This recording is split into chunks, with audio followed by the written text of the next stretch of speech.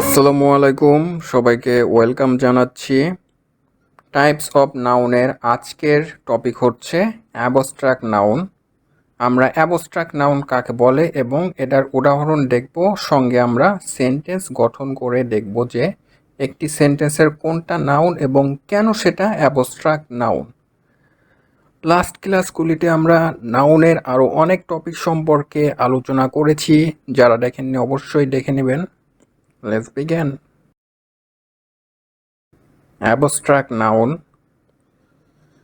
এখানে একটি সেন্টেন্স রয়েছে যেটাকে বলে every human being has the right two freedom.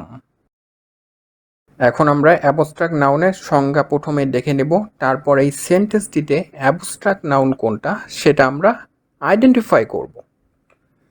Abstract noun হলো এমন একটি বিশেষ্য বা নাউন যা কোনো ভৌত বা পদার্থকে নির্দেশ করে না, বরং কোনো ধারণা, গুণ, অনুভূতি বা অবস্থার নামকে বোঝায়।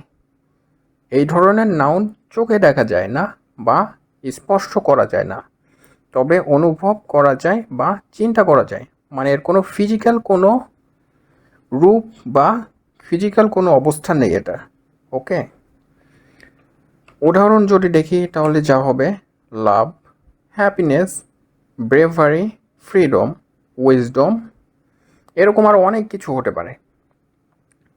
সো উপরে যে সেন্টেন্সটা সেখানে আপনারা সহজে বুঝতে পারছেন যে অ্যাবস্ট্রাক্ট নাউনটা হচ্ছে freedom. Every human being has the right two freedom.